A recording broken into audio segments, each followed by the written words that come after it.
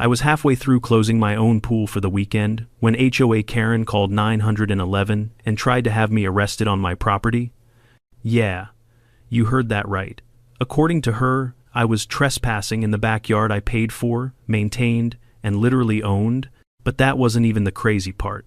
What started as one entitled neighbor screaming at me over a locked gate quickly spiraled into something much bigger, something involving forged HOA documents, an illegal land grab plot, and a secret Karen never thought anyone would uncover.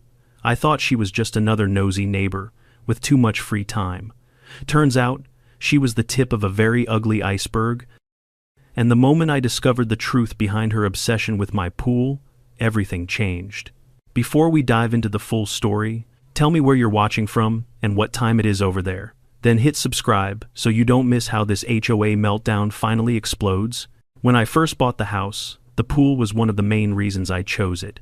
After 25 years of grinding through construction jobs, side hustles, and more overtime hours than I care to admit, that pool felt like the universe finally handing me a win, a little rectangular slice of peace. My retreat, my I finally made it moment. At least, that's what it was supposed to be. The trouble started 3 weeks after I moved in. I remember walking out with a cup of coffee, expecting to enjoy the quiet morning, only to see a complete stranger floating on a neon pink pool lounger like she was starring in her own low-budget commercial. She had sunglasses on, drink in hand, and the kind of smug posture that let you know she thought the world should revolve around her. Can I help you?" I asked, halfway thinking she might be a previous homeowner or someone who genuinely got lost. She barely lifted her head. "Gate was open," she said, like that somehow made it normal. I blinked. "Right, but this is my yard. It's fine," she said, waving her hand at me. "We're neighbors. It's basically community space." That was the first time I ever heard her voice, and somehow, I already knew I never wanted to hear it again. I introduced myself, tried to set boundaries politely, and explained that the pool was private property. She sighed dramatically, as if I'd just ruined her entire vacation in Malibu. "It's just water," she mumbled. "You don't have to be so territorial. That should have been the end of it." I thought maybe she was just confused or overly friendly in the worst possible way, but no. Karen returned the next afternoon, and the next, and the next. Sometimes she brought a friend, sometimes two. Once she even rolled a cooler into my yard like I was hosting an HOA-sponsored pool party I never agreed to. Every time, I repeated myself firm but calm, "This is private property. You're trespassing. Please leave." And every time, she found a new excuse. "The old owners let us use it. This neighborhood has shared amenities. You really should lighten up." None of it was true, I checked. There were no shared amenities. The old owners had confirmed in writing that the pool was 100% private, and I didn't need to lighten up because I wasn't the one breaking into someone else's yard like a bored raccoon. The turning point came one Saturday afternoon. I'd just come back from the hardware store when I found her in my pool again, this time with a pair of inflatable flamingos and 3 friends who looked just as uncomfortable as I was furious. I tried to stay composed. "Karen, we've talked about this." She stood up in the shallow end, water dripping from her elbows. "Look," she said, "if you can afford a house like this, you shouldn't mind sharing. It makes the whole community look better when people can enjoy it." "Karen," I repeated slowly, "this pool is not a community feature." She rolled her eyes. "Well, it should be." That's when I realized this wasn't cluelessness. It was entitlement. Pure. Undiluted entitlement, mixed with just enough arrogance to make it dangerous. I tightened security the next morning. New lock on the back gate, fresh security camera system, motion lights, the whole 9 yards.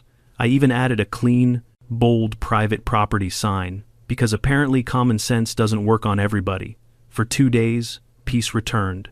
The backyard was quiet, no unwanted floaties, no Karen, no drama, just the hum of the filter and the rustle of my maple tree. It didn't last. On day 3, I heard the metal clanking before I even checked the cameras. A furious rattling, like someone was trying to shake the entire fence off its hinges. I opened the live feed on my phone, and there she was, Karen yanking at the locked gate with the determination of someone who had convinced herself she was the rightful owner of the Pacific Ocean. Her face was bright red, lips pulled tight, like she was about to explode. She paced back and forth in front of the gate, muttering to herself. I heard snippets through the camera mic. Unbelievable. How dare he? He can't do this to us. Us. Who was us? Because I certainly didn't remember co-signing a deed with her. Then, just as I was debating whether to go outside or call the police myself, she pulled out her phone, and that's when the scream hit. I'm calling 911. Of course she was. Within minutes, I heard sirens rolling down the street. 2 patrol cars stopped at the curb. Karen ran to them dramatically, pointing at my house like she was identifying a dangerous criminal. That man locked me out, she cried. He threatened me. He's trying to intimidate me. I stepped outside with my hands visible because I know how quickly this kind of situation can go sideways when someone is determined to lie convincingly. Good afternoon, officers, I said. Is there a problem? One of them looked between me and Karen, clearly already tired. She says you threatened her. I haven't spoken to her today, I replied. But I do have security footage of her trying to break into my gate. That got their attention. I played the footage. Karen's tantrum, her shaking the gate, her shouting, her attempt to bypass the lock, the whole performance. When the officers looked back at her, she froze like a deer caught in stadium lights. Ma'am, the older officer said, this man is the homeowner. He has the right to secure his property. You do not have the right to enter his yard or use his pool without permission, Karen sputtered. But he's doing it on purpose. He's keeping me out. Yes, I said dryly. That's sort of the point of a lock. The younger officer tried not to laugh. They warned her sternly that if she set foot on my property again, she would be arrested for trespassing. Karen turned an impressive shade of purple, stomped her feet like a toddler denied candy, and stormed off toward her house. But I knew her type. You don't get rid of a Karen with logic or legality. As soon as she slammed her door, I felt something shift. The air changed. The situation was no longer just about a pool, or a gate, or a misunderstanding. It was a battle line. And she wasn't going to stay quiet. I didn't know it yet, but that gate and that call would lead me into something much, much bigger. Something hiding inside the HOA, buried under paperwork, signatures, and secrets. And when I finally dug deep enough to uncover the truth, I realized Karen had a reason for wanting access to my pool, a reason she never expected me to discover. After that day with the police, I genuinely thought Karen would back off, or at least pretend to behave long enough for her embarrassment to fade. But no, if anything, she doubled down. The next morning, I found a neatly folded letter taped to my front door with the official HOA logo stamped across the top. I hadn't even finished my first sip of coffee before the irritation kicked in. Notice of community violation, the letter read in bold print. I squinted. Violation. Of what? My crime this time, according to the HOA, was restricting access to shared neighborhood amenities. My pool, my gate, my backyard, a place no neighbor, no realtor, no previous owner had ever claimed was communal. I reread the letter twice, making sure I wasn't hallucinating. Nope, it was real and signed not just by the HOA board, but specifically highlighted under the vice president's name, Karen Reynolds. Of course, I marched down to the HOA office that afternoon, letter in hand.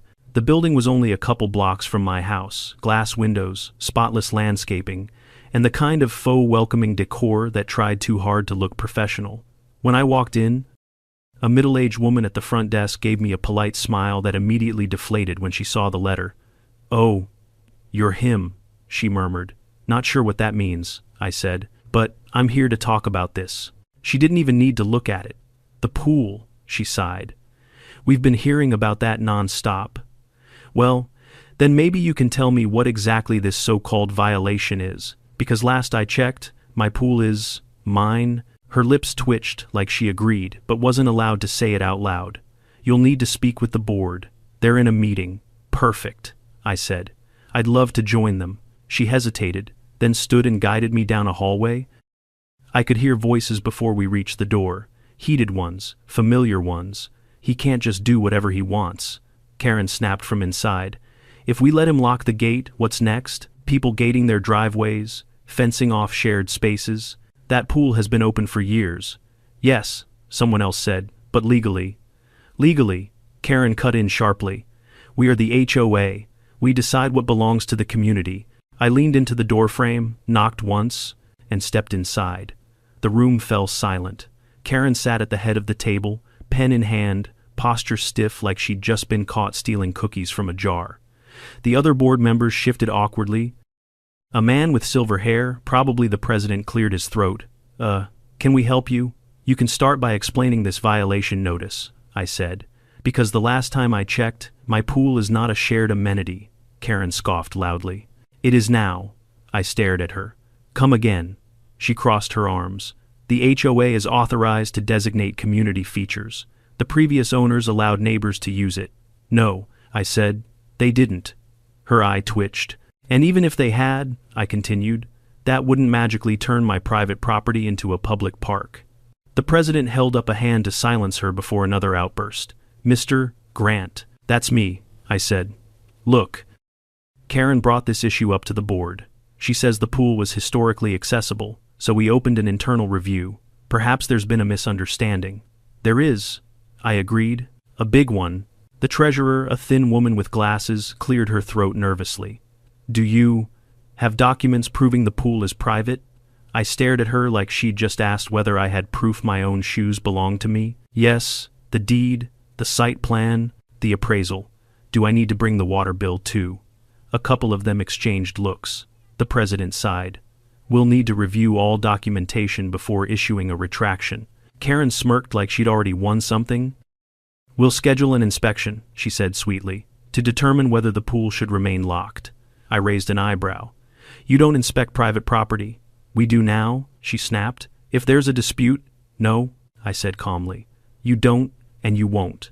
Not without a warrant, not without legal justification, and definitely not because you're mad you can't sunbathe on my water anymore. The silver-haired president pinched the bridge of his nose. Karen, let's step back. No, she said, voice rising. I'm not stepping back. He thinks he's above the rules. He moved in and immediately started changing things. This neighborhood has a culture, one where you freeload off other people's property, I interrupted. Her face flushed. You're being hostile. You called the cops on me for closing my pool, I reminded her. I'm allowed to be a little hostile. The president finally spoke with authority. Enough, Karen. The board will review the documents before taking further action. Mr. Grant, please submit copies tomorrow. I nodded slowly, but inside, something wasn't sitting right. Karen wasn't just entitled, she was determined, obsessed. And now, with the HOA partially entertaining her claims, the situation wasn't simply annoying anymore. It was dangerous. When I got home, I pulled out every document I had. The deed, title insurance, property boundaries, old construction permits from when the pool was originally installed. Everything was solid, crystal clear. No question, it was mine, but something was bothering me. The HOA was acting like they had paperwork that contradicted mine. That meant either they were bluffing or someone had been tampering with records. So I logged into the county's online property map, clicked my parcel, zoomed in.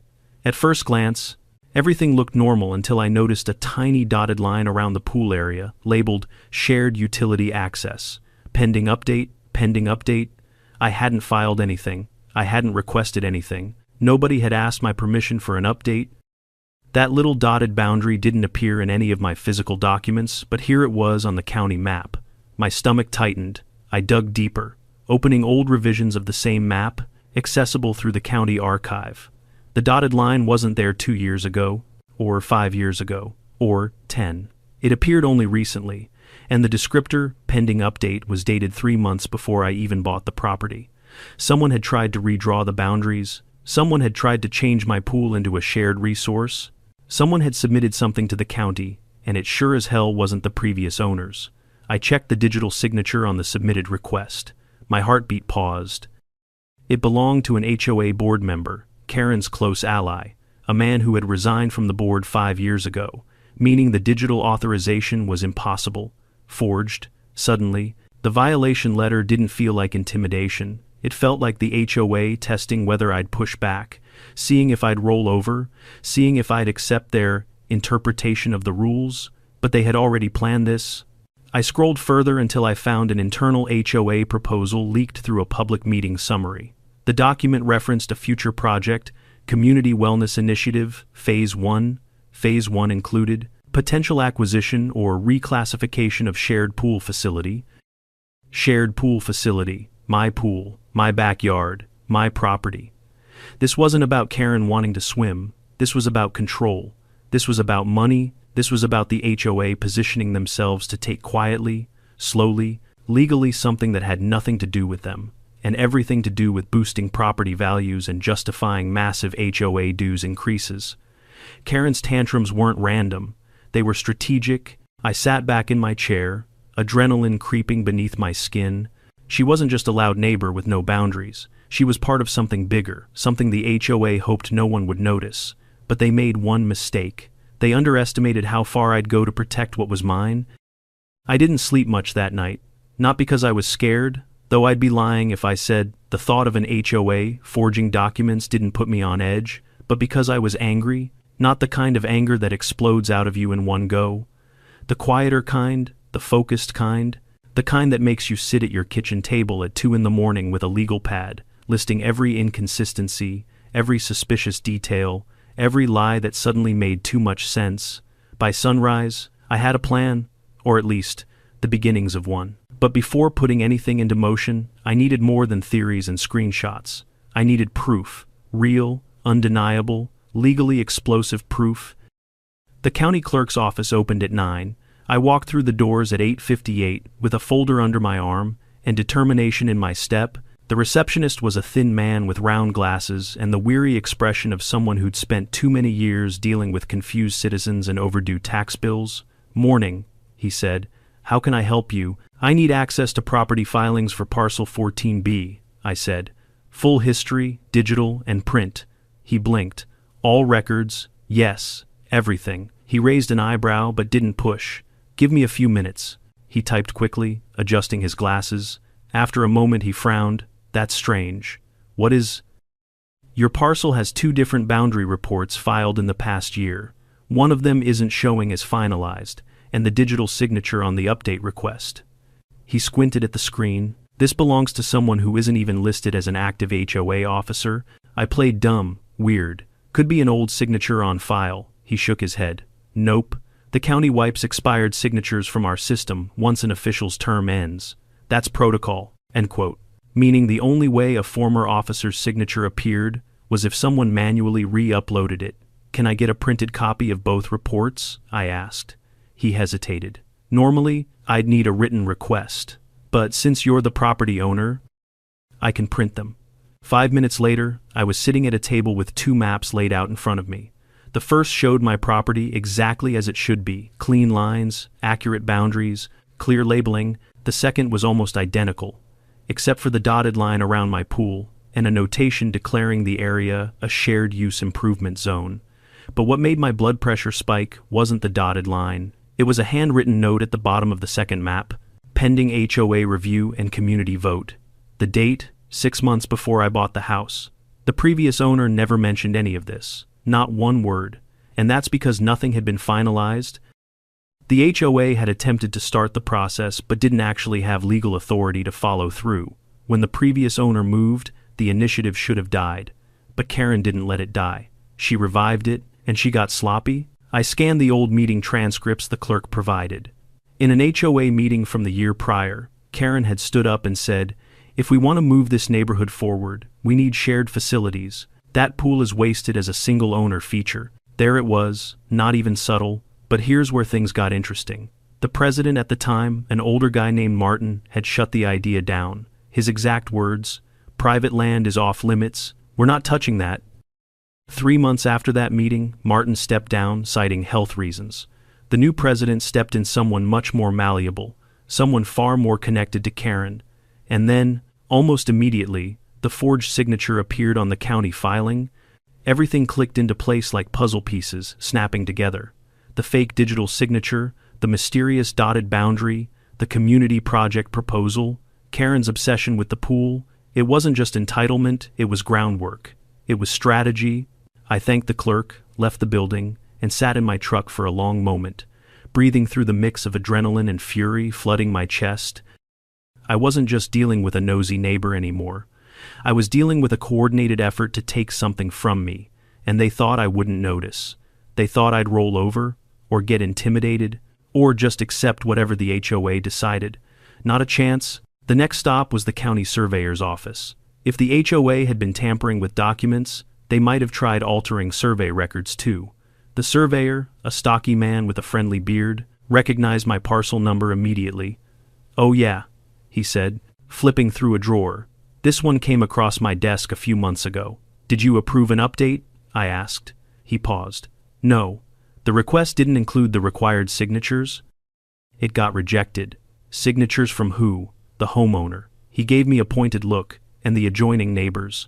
I nodded slowly. "So, the HOA can't request boundary adjustments without me signing, correct? They need you. Without your signature, nothing can be finalized." Meaning the only reason my pool wasn't already listed as a shared community feature was because someone's forged request hadn't gone through the proper channels. They tried to take my property, they failed, and they were now pretending I was violating HOA rules simply because I stopped them.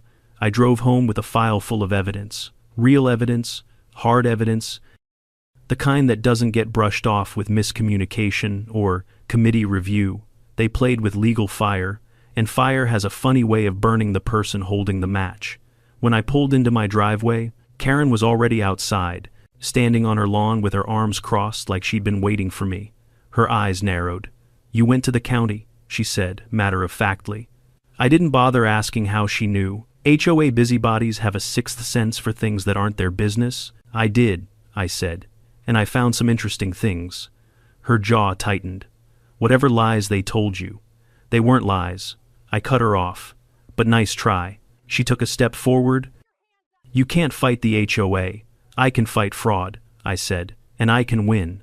Her face twitched. Fear or anger? I couldn't tell. Maybe both. "You're making this harder than it needs to be," she hissed. "If you'd just unlock the gate like everyone else wanted." "Everyone?" I asked. "Or just you?" She didn't answer. Instead, she turned sharply and stormed back into her house, slamming the door so hard the windows rattled. But something in her reaction stuck with me.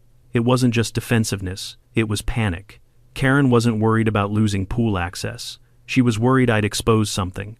And she was right to be worried, because that night, as I reviewed the documents again, I noticed an overlooked detail, one that made this HOA mess 10 times more serious. The forged digital signature didn't just belong to a former board member. It belonged to someone who had been investigated before, someone with a record of falsifying HOA documents in another neighborhood, someone who mysteriously disappeared from public records 3 years ago, someone tied directly to Karen. This wasn't petty entitlement anymore. It was a pattern, a history, a scheme, and Karen had just become the face of it. I leaned back in my chair, staring at the papers spread across my table. They thought they were clever. They thought they were untouchable. They thought I'd never dig deep enough. But I had, and I was just getting started. I spent the next 2 days gathering every scrap of evidence I could find. I dug through email archives, printed screenshots, documented timestamps from the county portal, and backed up everything onto 2 separate hard drives, because people like Karen didn't just bend the rules, they broke them, and when cornered, they tried to rewrite reality itself. By the 3rd day, I had enough information to paint a very clear picture of what had been going on long before I moved into the neighborhood, but I still didn't understand why. Not the surface level, why the real reason, why my pool, why this plan. Why had the HOA quietly pushed a boundary change for a property they didn't own?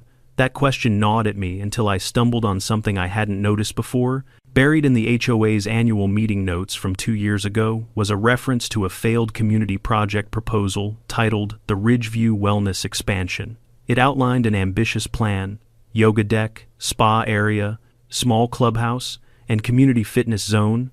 Guess what the centerpiece was supposed to be? A pool. A pool they didn't have.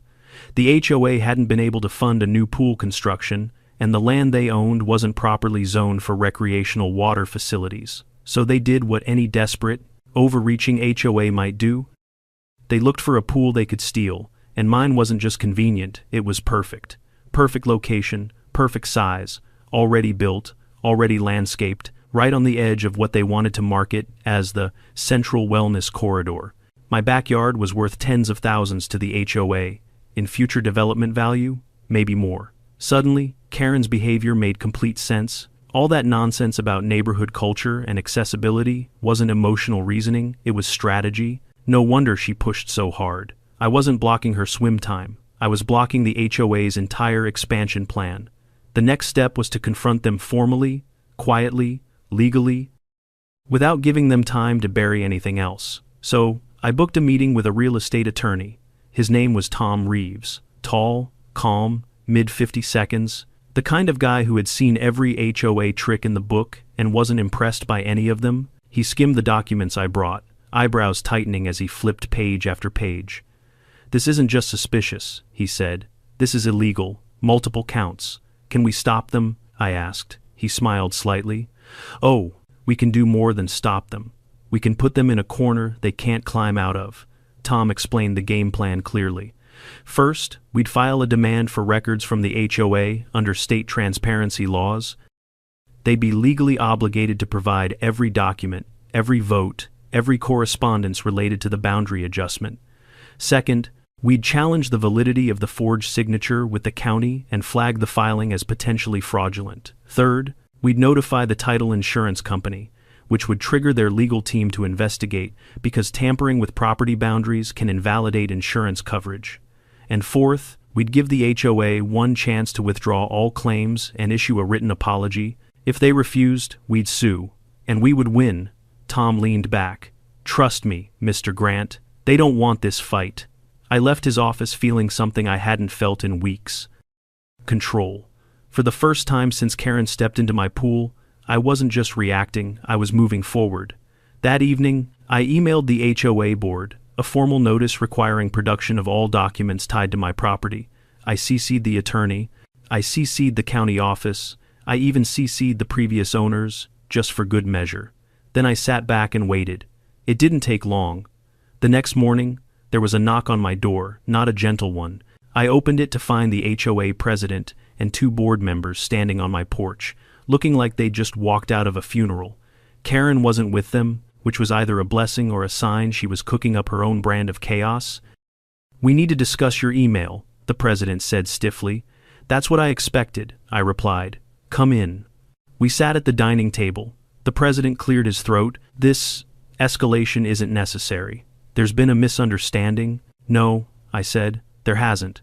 There's been a forgery. There's been a fraudulent filing, and there's been an attempt to reclassify my private pool as a shared amenity." The room went still. The treasurer looked pale. The president tried again. "Surely we can resolve this quietly." "That depends," I said. "Are you retracting the violation notice?" He exchanged a look with the others. "Pending, review, wrong answer, that's fine," I said calmly. "My attorney will handle it." The treasurer suddenly blurted out, "This wasn't my idea. I told Karen we shouldn't push it, but she wouldn't listen." The president shot her a warning glare, but it was too late. The truth was spilling out. "Karen told us the previous owner allowed community use," the treasurer said. "She claimed it was an HOA tradition." I laughed under my breath. "Karen lied." The president exhaled heavily. "We may have relied too much on her information."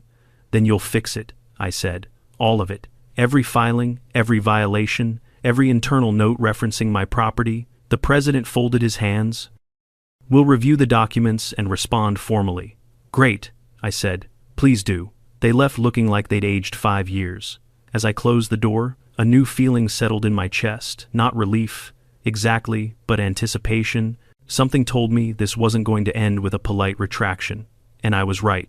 2 hours later, I caught movement on my backyard camera. Karen stood at the fence line, hands gripping the slats, staring into my yard like a wolf studying her prey. Then she noticed the camera, and she smiled. Nothing good ever begins with that kind of smile. The next morning, a neighbor knocked on my door. His name was Mike, mid-40 seconds, quiet, friendly enough, though we'd only exchanged waves before. "I thought you should know," he said carefully. "Karen's been talking to people, going door to door, saying you're trying to take away community resources." I stared. "My pool?" He nodded. "She told people you're planning to sue the HOA into bankruptcy, that you're selfish, that you're trying to change the culture of the neighborhood." I couldn't help it, I laughed. "I moved in 3 months ago. I don't even know what the culture is." Mike didn't laugh. "People listen to her. She's been here a long time, and she likes control." That last part wasn't news, but the way he said it, that was... I asked him what he meant, and he hesitated, not out of fear of me, but out of caution. Finally, he said, "Karen has a history. This isn't the first time she's targeted someone, and the last guy who challenged the HOA, his life got messy real fast. The hairs on the back of my neck rose. Messy how? Let's just say, they found violations everywhere on his property. Fines, letters, threats, anonymous complaints. He eventually moved. I felt cold. You think Karen was behind it? I don't think, Mike said. I know. She bragged about it. For a moment the room felt smaller, tighter. This wasn't petty. This wasn't impulsive. This wasn't one irrational neighbor throwing tantrums. This was a pattern of weaponized HOA power, and I was her new target. But Karen made one critical mistake. She picked the wrong guy. Because unlike the last homeowner she pushed out, I was digging deeper, and I wasn't scared to pull every rotten thread until the whole thing unraveled. And soon enough, it would. Mike's warning stayed with me long after he left. It didn't just linger, it rearranged the entire framework of the situation in my mind. What I thought was a single neighbor's obsession suddenly looked like a long-standing pattern of control, manipulation, and quiet retaliation. Karen wasn't just entitled, she was strategic. She didn't simply want something, she removed people who got in her way, but what she didn't seem to understand yet was that I wasn't going anywhere. That afternoon, I organized all the documents again, county filings, archived maps, meeting summaries, screenshots, and every piece of footage my cameras had captured. I made duplicate folders, backed them up across devices, and printed physical sets for my attorney. The more I looked at the evidence, the more one thing became clear. Karen had crossed lines long before she ever stepped foot in my pool. But now, I was going to make sure those lines buried her. The next official step was sending the HOA a legal demand letter. My attorney drafted it with surgical precision, polite, unwavering, and packed with enough legal weight to make a full-grown man sweat through his shirt. It demanded the board turn over every communication involving my property, any changes discussed in relation to community amenities, and any correspondence involving the forged signature. We gave them 10 days. They responded in one.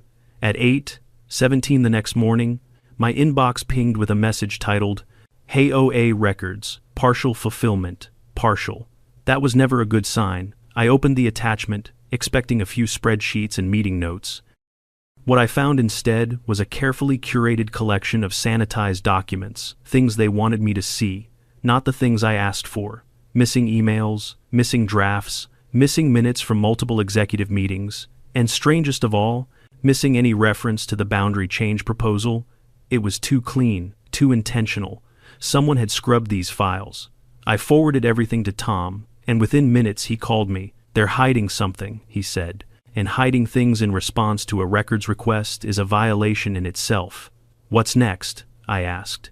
He paused. We push harder, and we make it public. Public. That word stuck in my mind long after the call ended. People like Karen thrive in the shadows behind closed doors, behind official signatures, behind rules written in language so vague it can be bent like wet cardboard. But the moment you shine a light on them, the illusion cracks. And that was the point of my next move. I created a shared online folder and uploaded every piece of evidence, every document, every screenshot, every county report, everything I had. Then I shared that folder with the entire HOA board, copying the neighborhood email directory. No commentary, no accusations, just the truth. An hour later, my phone started vibrating non-stop. 11 missed calls, a dozen texts, 3 emails titled, "We need to talk." But one message stood out. From a board member named Lisa, it read, "Can we meet privately? There are things you don't know, and I think they're about to get worse." I agreed to meet her at a coffee shop outside the neighborhood, a neutral place. Away from HOA ears, she arrived looking nervous, checking over her shoulder before sitting down. She didn't waste time. "Karen's been manipulating the board for years," she said quietly. "Intimidating, pressuring, bullying. People don't push back because they know she makes your life hell if you cross her." I leaned in.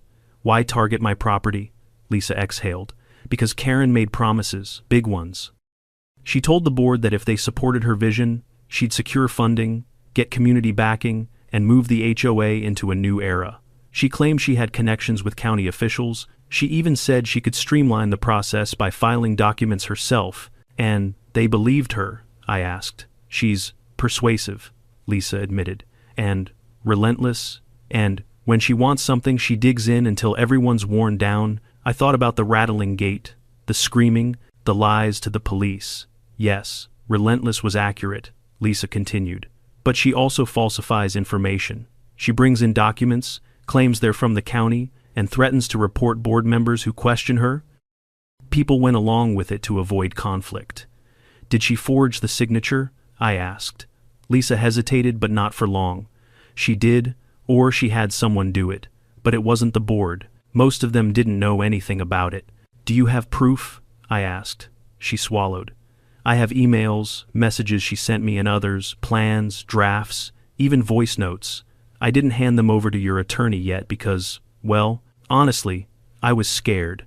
But after your email, it's all going to come out anyway. I didn't realize I'd been holding my breath until that moment. Lisa wasn't just a board member, she was a whistleblower. And with her testimony, everything Karen had orchestrated was about to implode. I thanked her, promised confidentiality until she was ready to come forward officially, and we parted ways. When I got home, the neighborhood was buzzing. People stood in small clusters, talking in hushed voices. A few shot me cautious glances. Others nodded with a kind of quiet respect. Karen, however, was nowhere to be seen. But her absence didn't last long. At 6:14 p.m., I received a notification from my backyard camera. I opened the feed just in time to see Karen marching across the grass toward my pool gate, not trying to break in this time, but pacing back and forth like a cornered animal. She didn't shout.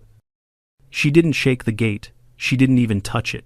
She stood there silently, staring at the pool like she could will it back into her possession. Then she turned and stared directly into the camera, not at the lens. Into it, like she was looking at me. A chill ran through me. Something about her expression was different. Not just anger, not just hatred. Something darker, something desperate. 5 minutes later, she was on my porch. I opened the door because I wasn't afraid and because part of me wanted to hear what she had to say face to face. "This is your fault," she said immediately, finger pointed at me like a weapon. "No," I replied calmly. "This is yours. You don't understand." She snapped. "The community needs this project. They're counting on it. And you," she jabbed her finger again, "you're ruining everything." "What project?" I asked, though I already knew. "The wellness expansion," she admitted. "The pool is essential. My pool," I corrected. She glared at me with a mix of rage and something that almost resembled fear. "I did what I had to do. People don't listen unless you make them." "Forging legal documents?" I asked. Her jaw clenched. "You weren't supposed to find that." "But I did." And then something happened that caught me completely off guard. Karen's face crumbled. Not with guilt, not with apology, with panic. "You don't understand what's coming," she whispered. "You think this is about the pool. You think this is about me." She stepped closer. "It's bigger than that." For a moment, the air between us felt sharp, electrified. I opened my mouth to ask what she meant. But before a word came out, she spun around and stormed back to her house, slamming the door behind her. I stood frozen on the porch, replaying her words in my mind. "It's bigger than that. Bigger than the pool, bigger than the HOA, bigger than Karen." Something else was happening, something she didn't intend to reveal.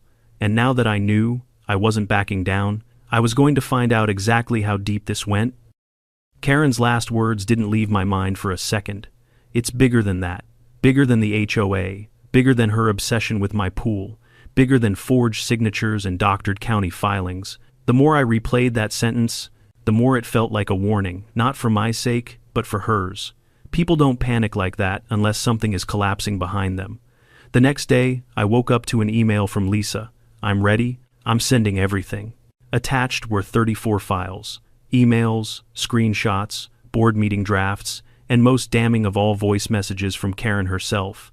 I listened to the first one with my morning coffee, expecting entitlement, arrogance, maybe even rage. But what I heard was calculation.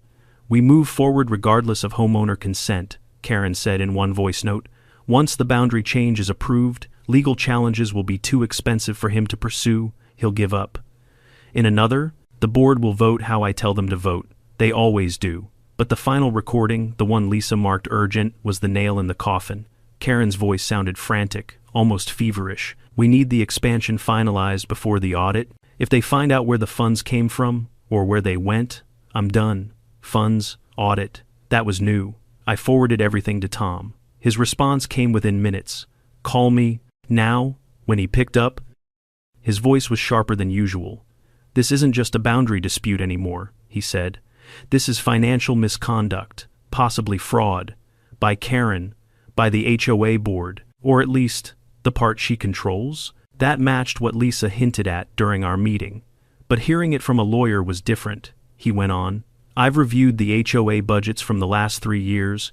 There are discrepancies, tens of thousands listed under community enhancements, with no corresponding projects, no receipts, no approvals, no records. I felt my breath catch.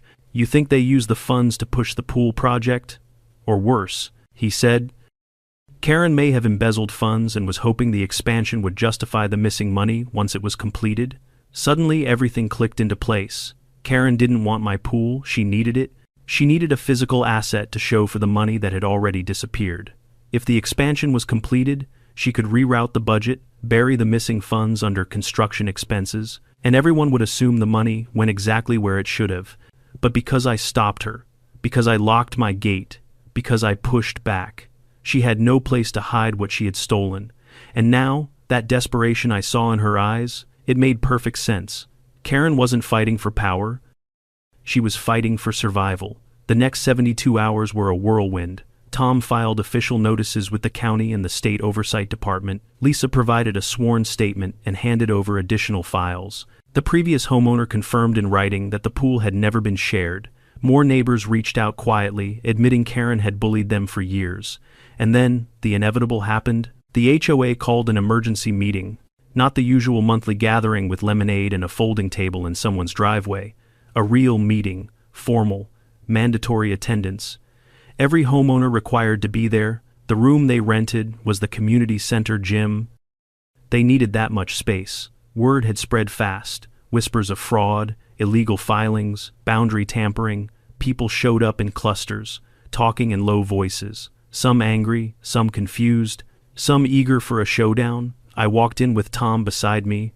Not a soul tried to stop us. Karen was already there, standing at the front of the room with the HOA president, her arms crossed, chin lifted high in a brittle show of confidence. But even from across the gym, I could see the tightness around her eyes, the fear she was trying to bury. The president called the meeting to order. There have been accusations, he began, regarding the handling of property boundaries, financial records, and conduct within the HOA. A murmur spread through the room. He didn't finish the sentence. The side door slammed open, and 2 county officials entered. Accompanied by a deputy sheriff, the room went silent. Karen stiffened like someone had poured ice water down her back. One official stepped forward. We are here on behalf of the county property office and the community financial oversight committee, he said. We have received credible reports of falsified documents and misappropriated funds. The deputy unfolded a sheet of paper, a warrant. Karen's face drained of color. No, she whispered. This is a mistake. This is all a misunderstanding. But the official continued speaking, voice steady and resolute. Based on evidence provided over the last several days, including testimony from board members and the property owner, we have reason to believe that financial misconduct has occurred within this HOA. Gasps rippled through the crowd. The deputy stepped toward Karen. Ma'am, we're going to need you to come with us. She stumbled backward. No, you can't arrest me. I'm the victim. She pointed at me with trembling hands. He orchestrated this whole thing. He tricked all of you. Ma'am, the deputy repeated calmly. Please turn around. Karen shook her head. You don't understand. I didn't have a choice. The project it needed to go through, the audit. The words spilled out before she could stop herself, and that was it. That was the admission they needed. When the deputy took her by the arm, she tried to yank away, screaming now wild, desperate, losing every ounce of control she once wielded so easily. This neighborhood needed me. I did everything for you people, everything. Her voice cracked under the weight of her own downfall. Neighbors she had pushed around for years watched in stunned silence as she was handcuffed and escorted out of the gym. Some whispered, some shook their heads, some looked relieved. The moment she disappeared through the exit, the room erupted questions. Accusations, disbelief. The president tried to call for order, but it was pointless. Chaos filled the space Karen once dominated.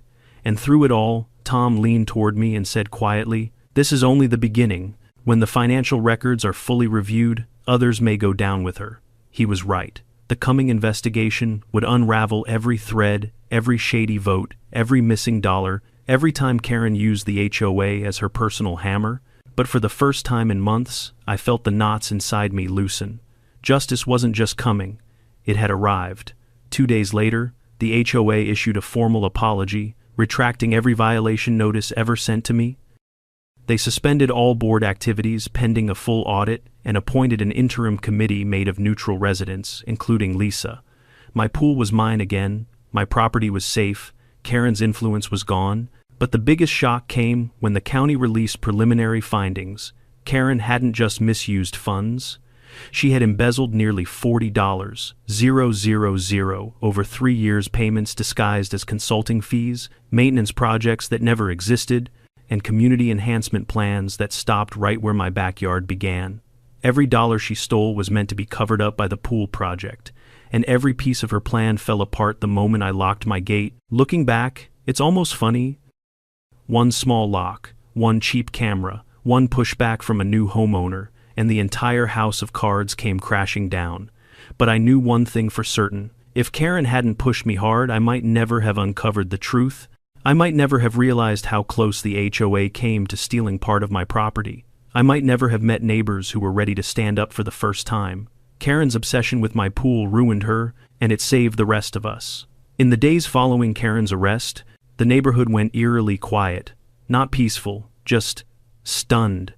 Like the entire place was holding its breath, waiting to see what would happen next.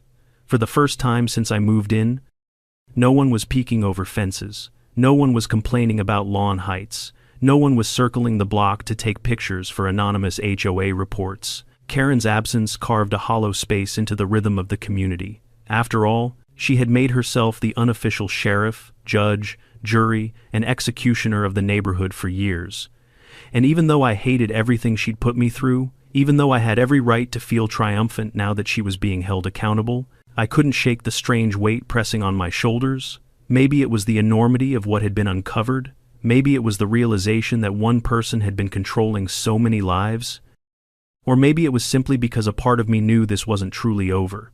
The HOA audit began immediately. County officials and a private accounting firm combed through every receipt, every contract, every transaction the HOA made in the last 5 years. They found missing funds, falsified invoices, and vendor payments to companies that didn't exist. And the deeper they dug, the worse it got. Residents who had once defended Karen now turned on the board, demanding answers they'd never thought to ask before. Homeowners who had silently endured her bullying suddenly discovered they had allies. Some came forward with stories, little ones, big ones, humiliating ones of fines, threats, and retaliations she had inflicted on them. It was like peeling back a layer of wallpaper and finding mold underneath, spreading quietly in every direction. And through all this, I just tried to live my life normally again. I cleaned the pool, I barbecued in the backyard, I chatted with Mike over the fence, but every time I walked past the newly repaired gate, still locked, still sturdy, I felt a reminder of how close I'd come to losing control of my own home.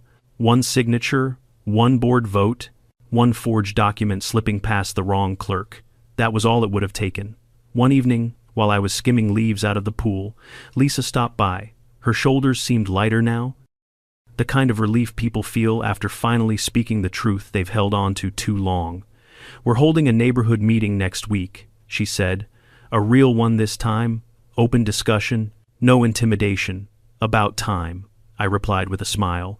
"We'd like you to come. People want to hear what happened from you. They want to know how everything started." I hesitated, not because I didn't want to help, but because I wasn't used to being the center of attention. For months, Karen had painted me as a rule breaker, an outsider, a troublemaker. Becoming the person others looked toward for clarity felt surreal. But I owed it to them, and to myself. "I'll be there," I said finally. The meeting took place in the community center again, but this time the atmosphere was completely different. No yelling, no accusations, no power plays, just neighbors, real people sitting on folding chairs, wanting to understand how their HOA, something meant to protect their community, had become a weapon. Lisa opened the floor, and, as promised, I told my story from the beginning. Not dramatically, not with anger, but honestly, with the same steady voice I used the day I confronted Karen through the fence. People listened, not the distracted, half-interested listening of HOA meetings past, but with full attention. When I reached the part about the forged documents and the boundary manipulation, a collective gasp rippled through the room. When I explained the connection to the missing funds, whispers erupted, but the moment that truly shook them was when I described what my attorney said, that if the boundary change had gone through, the HOA could have seized control of my pool, legally, and charged the neighborhood thousands to maintain something that wasn't theirs to begin with. The treasurer, now sitting in the front row as an ordinary resident stripped of her title, covered her face with her hands. After I finished, no one applauded. No one cheered. They just sat there in stunned silence, absorbing the truth like sunlight after a storm. Then, slowly, a man in the back row stood up. "I'm sorry," he said. Then another woman. "I'm sorry you had to go through that." Then Mike, "Thank you for standing your ground. You saved us all." And, one by one, the room filled with small but genuine acknowledgments that made something in my chest loosen for the first time in months. The HOA reorganized after that meeting, not repaired, rebuilt. A neutral third-party oversight committee was appointed until the audit concluded. New elections would be held, transparency rules were implemented, and, most significantly of all, a rule was passed unanimously. Any attempt to alter the property boundaries or amenities of a homeowner must include the homeowner's written consent, a third-party survey, and a community vote, a rule born directly from my battle. As for Karen, her court date came quickly. I attended not out of spite, but because I needed closure. She arrived looking smaller somehow, like the weight of her own lies had compressed her. Her confidence, once limitless, had evaporated. She faced multiple charges: fraudulent filing, tampering with public records, misappropriation of HOA funds, harassment, false reporting, trespassing. I listened as her attorney tried to mitigate the damage, but the mountain against her was too high, too steep, too solid. When the judge sentenced her 18 months in county jail with restitution payments to the HOA, I didn't feel satisfaction. I didn't feel victorious. I just felt done. The storm had passed. Life settled into routine again. Neighbors waved more genuinely now. Kids rode their bikes without parents worrying about Karen popping out with a clipboard. People started showing up to meetings, taking responsibility for their community instead of surrendering it to a single overbearing voice. And me? One Saturday afternoon, I floated in my pool for the first time since the entire mess began. Sun overhead, quiet breeze rustling the trees, the water cool and peaceful. It felt like reclaiming a part of my life I didn't realize had been stolen. As I closed my eyes, I thought about everything that had happened, all because one person believed she was above the rules, and everyone else believed they were powerless to stop her. It took one person to break the cycle. Someone stubborn enough, calm enough, prepared enough, and angry enough to fight back. I didn't plan to be that person, but I'm glad I became him. If this whole ordeal taught me anything, it's that silence is the soil where people like Karen grow. HOAs, like any system of authority, only work when the people they represent stay involved. The moment you step back and let one voice dominate, that voice becomes a hammer, and eventually, someone gets hit. Stand up early, question everything, protect what's yours, and don't be afraid to shine a light where shadows grow. I shared my story not just to expose what happened, but to show that one homeowner pushing back with truth, with patience, with evidence, can stop an entire machine built on intimidation. Now, I want to hear from you. Have you ever dealt with an HOA nightmare? Drop your story in the comments. And if you want more wild HOA tales like this, make sure you subscribe, because trust me, there's always another Karen out there.